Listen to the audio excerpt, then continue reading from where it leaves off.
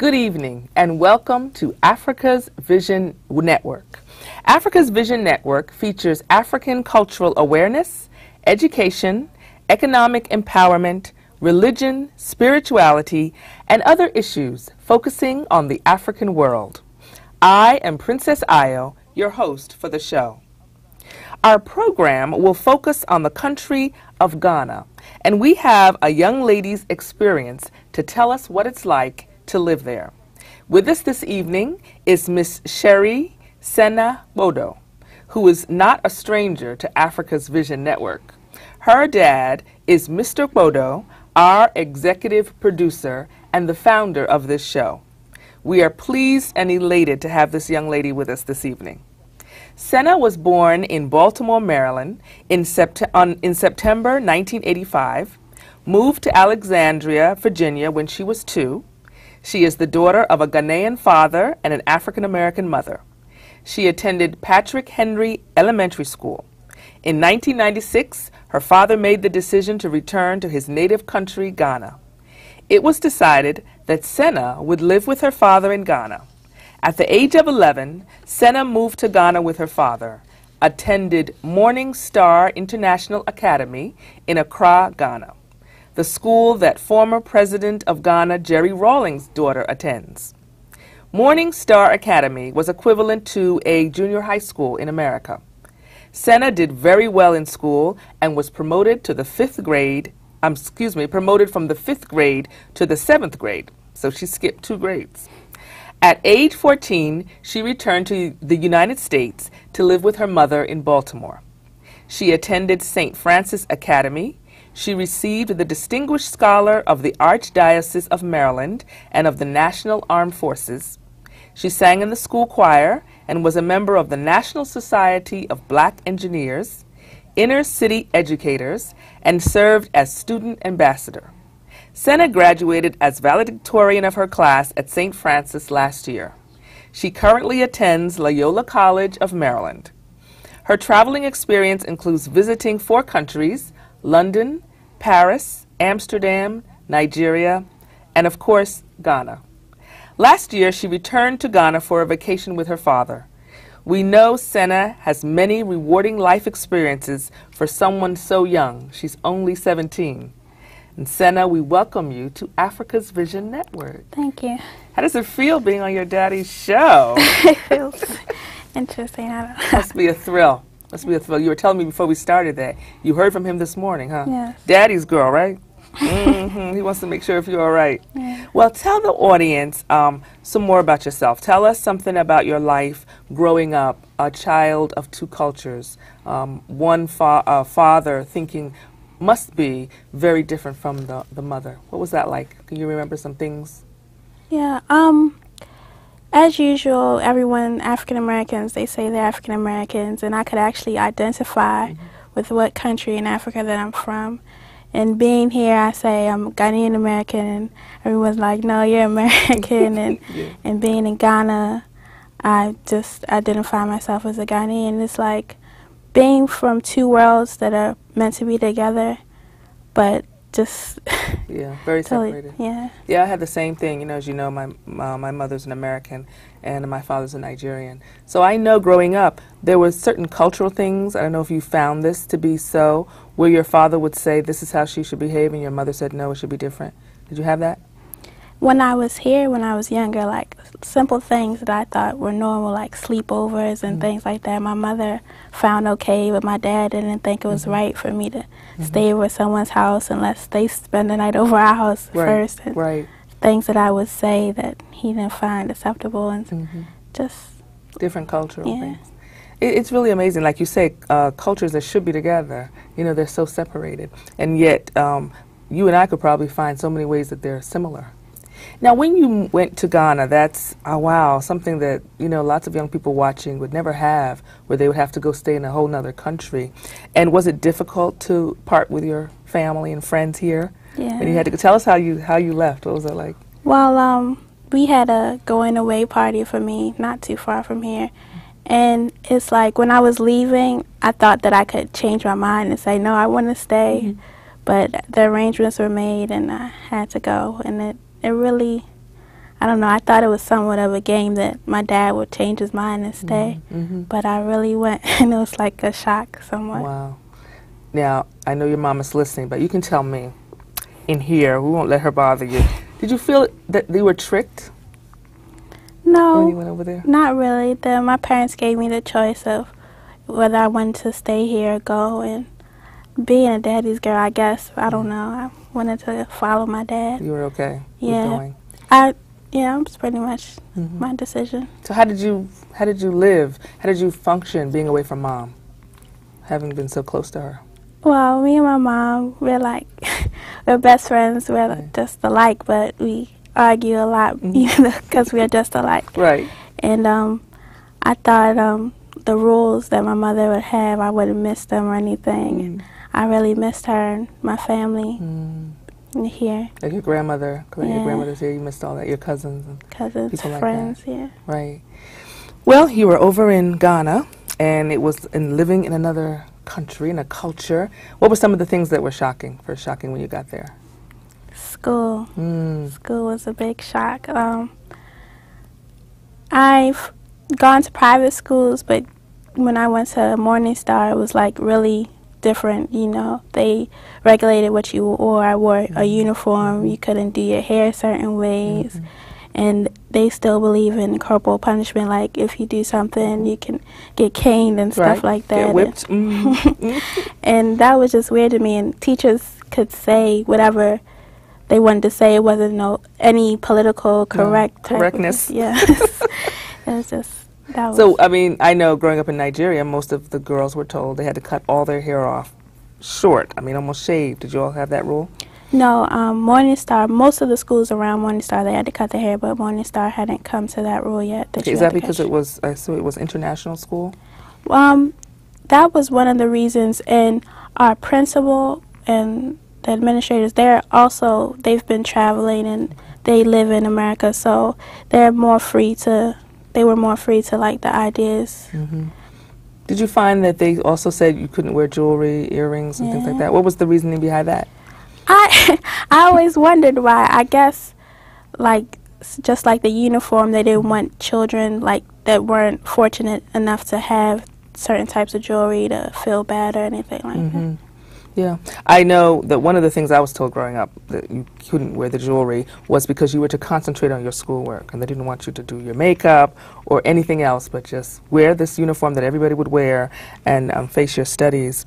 But did you miss things like watching television all day? Tell us about that one. Yeah, in Ghana, and when I first went there was one channel, and I'm used to cable. Oh my goodness. 60, 100 channels, and the television goes off at a certain hour. Weekends, after TV goes off, there's nothing to do. So what are the hours it was on?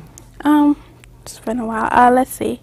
I think around 1 o'clock. So you wouldn't have any TV on at all until 1 o'clock? No, the television went off at 1, and I believe it came back on around 6. And during the weekends, you might stay up late or something. There was nothing to watch. And what kind of TV shows do they have? Well, sometimes like they'll have shows from America, but there are reruns that I've already seen, like Cartoon Network and stuff. Okay. See the same episode or something.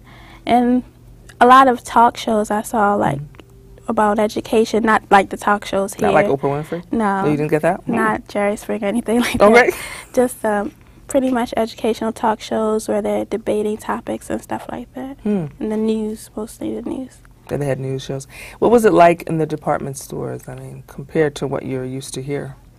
Well, department store sounds like funny, like comparing it to Ghana. Really, it wasn't like a department store. You have a store for like cloth, or a store for your dresses, store for food, store for toys. It wasn't really put together. They're now trying to make a mall or something, but they're not.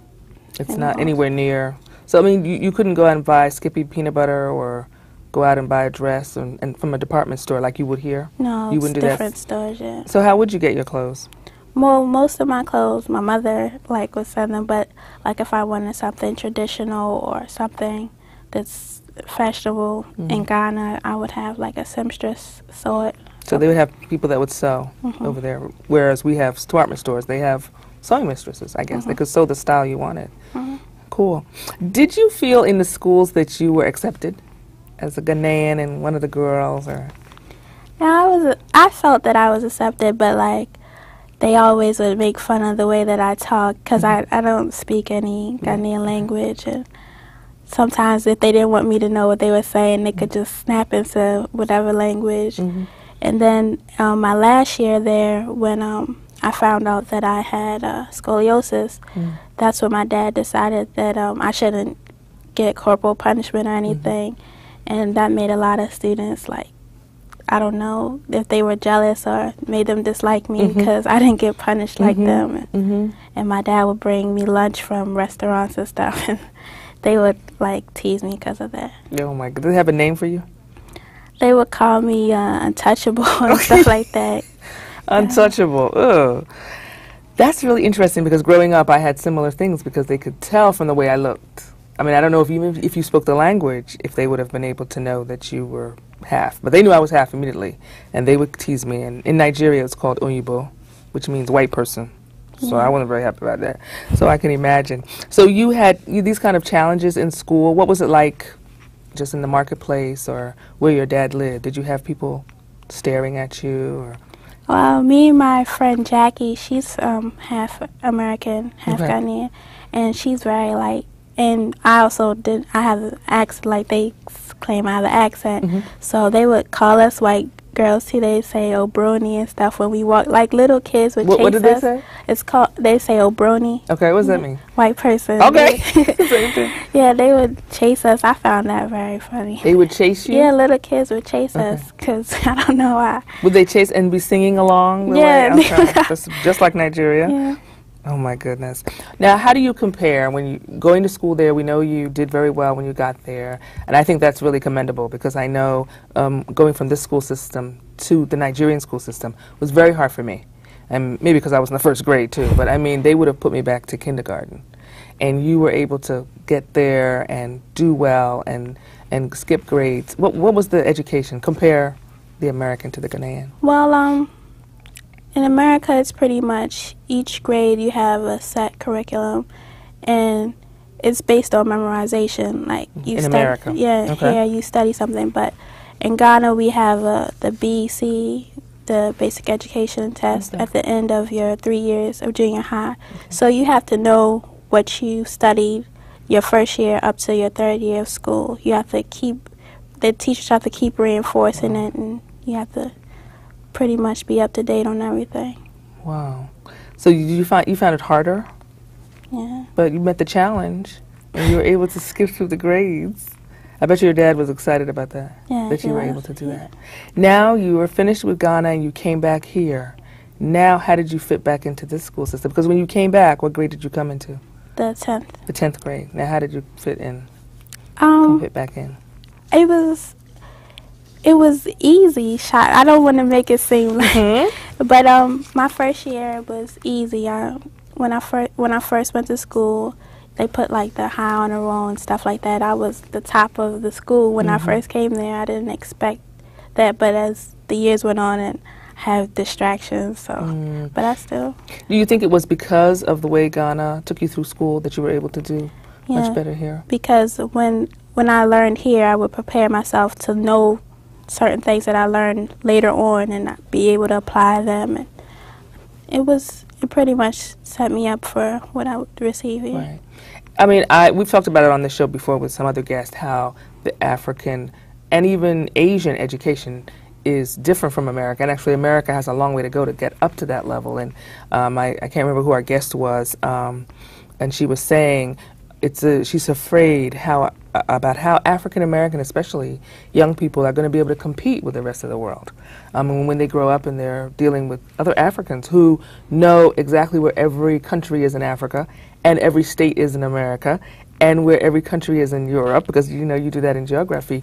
What do you think? How about your classmates, your age mates in America? How do you think they're going to function in the coming world that's going to be global? Well, I don't know which person you were speaking to, but I can relate to that. And it seems, I believe when it gets to the college level, American students will have like somewhat of a shock sometimes because they're not used to having to keep what they've learned for years to apply it and stuff. But when they get to the college level, it seems, I believe it should level out. Do you think so? Yeah, pretty much. Do you think our education, our college education might, now you're in Loyola College in Maryland, is comparable? Do you think they could measure up now? Well, it's, as a college, you would have to prepare like for international students, but a university student in Ghana and America, I think the Ghanaian student would have an advantage, but not to an extent that an American student would be left in the dark, you know. Okay, I think what this person was saying, I'm sorry I can't remember her name, was that we in the end would probably merge because America concentrates on the social part of learning and getting along and being able to talk. And that's the whole American way to market and be a capitalist, you know, and sell yourself, whereas the African is dealing with the details. You know, so maybe you're right, they would come together. And now you're in Loyola, and how do you like it? I have to speak good about your school. Loyola is interesting. It's a very wealthy school, as we were discussing earlier, and it's a good school. It has high ratings, but sometimes I feel uncomfortable there. I don't know, maybe because I'm a commuter, maybe because of the schools that I'm used to. But I think maybe I just need to get the first year. This is my first year. Yeah. And you're 17. And usually expect 18, 19 years old to go to first year, so you're going to be all right. Do you think you would go back to Ghana to live for any length of time? Well, my dad has a school in Ghana, and of course he expects me to help him with it when I grow older. And I believe I'll go back to Ghana, maybe stay for a year and come back, but I really don't imagine like staying for really living there like forever like my dad is doing now. Do you think when you grow up, have a family, have a husband and children, would you be teaching the Ghanaian culture or would you teach the American culture, or would it depend on who you married? I think I would teach them both because I believe it's important for them to know where they came from, which is taught in the Ghanaian. Would you cook the Ghanaian food and stuff like that for them? Yeah. And because that's my daughter's favorite thing, that she can come home and have Nigerian food and, you know, it's different from her friends. And you went to church in Ghana, and there were Christians there, and I think lots of the audience might not realize that. So what kind of church did you go to?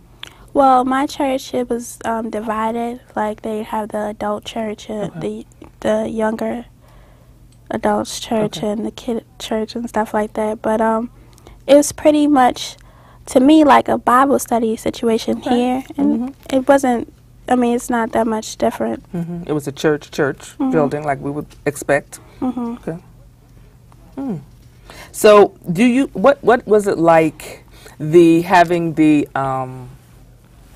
to obey your elders, or having that idea of you're younger, maybe you shouldn't speak? What was that like, that kind of cultural difference? That was hard to get used to, because like... Do you kneel down? Do you have to kneel down to your elders in Ghana?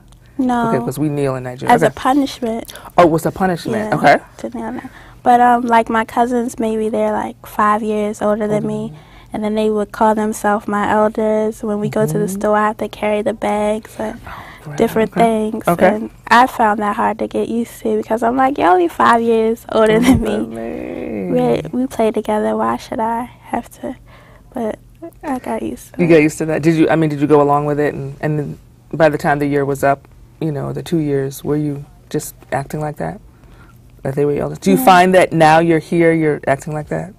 A little bit? You switched right back from that one. No, it's like, I respect my elders, like my older cousins and stuff, but it's not like more shown as it is in Ghana. Like, of course, if we were sitting in the car, I might, whoever, sit wherever you want to sit, but in Ghana it's like natural. They sit in the front, you carry the bags, you wash the dishes, whatever, you're the youngest.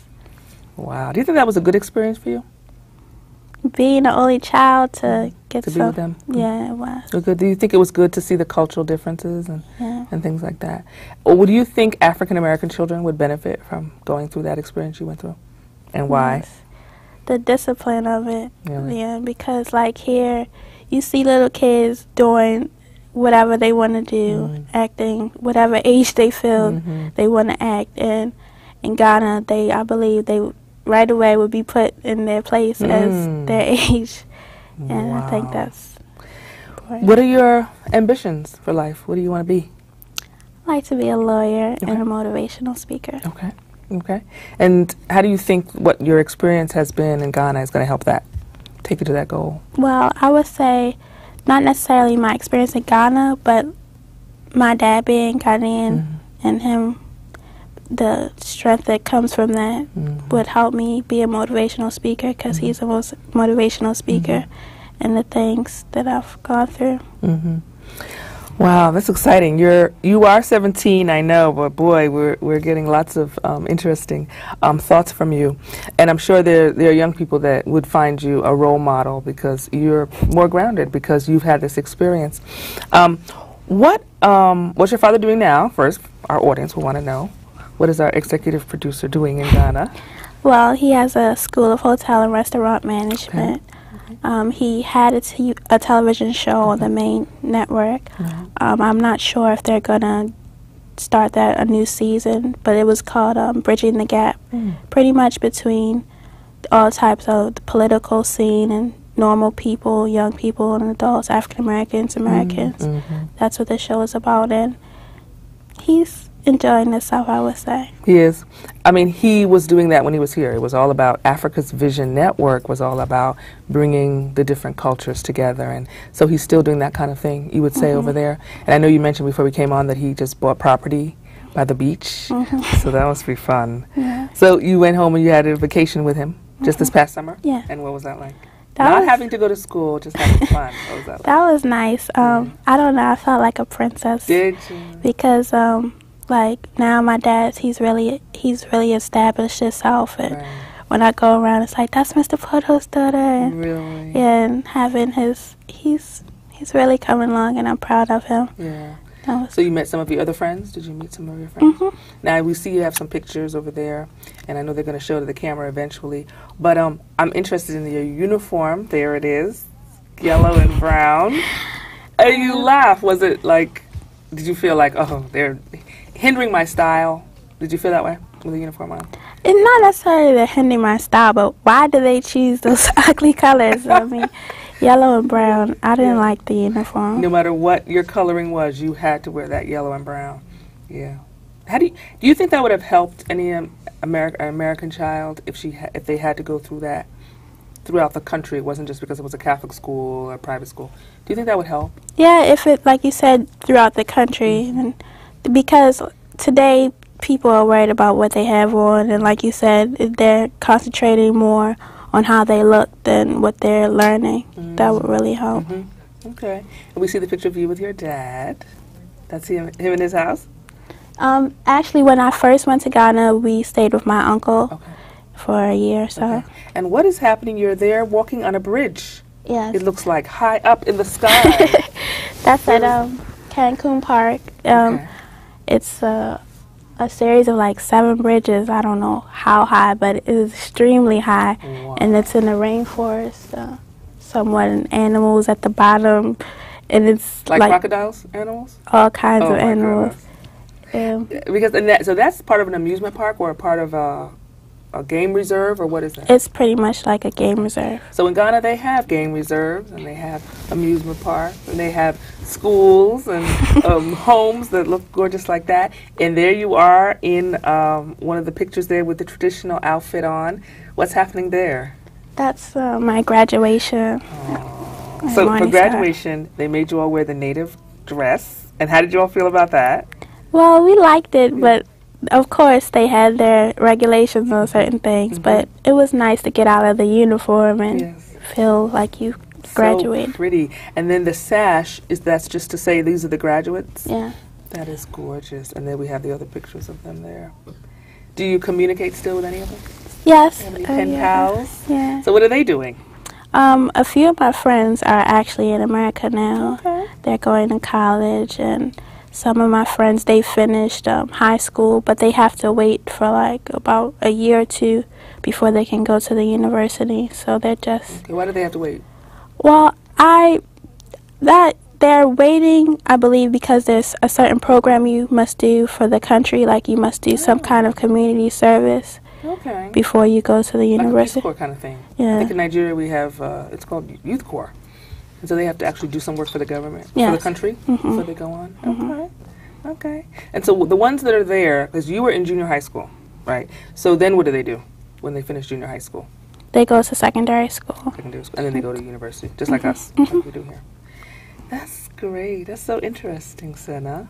Thank you for coming. Thank you for having me. I want you to just give some closing remarks. We have like a minute. Of course, the time has gone. Can you believe it?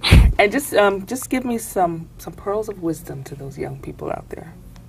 I would like to say that we're African Americans, and it's important to know where you come from. And a lot of things on television may show Africa as people living in trees or whatever, but Africa is where everything began, and it's a very lovely country, and you should love that and become part of it, not shun it.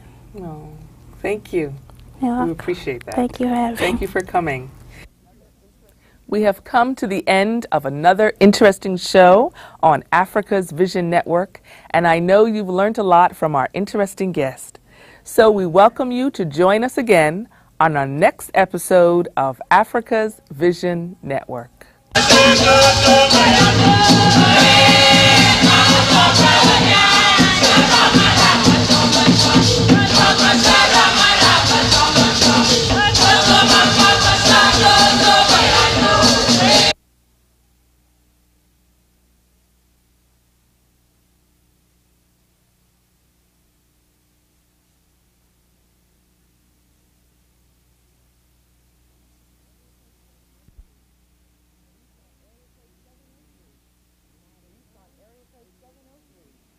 Reached on area code 703-989-8890.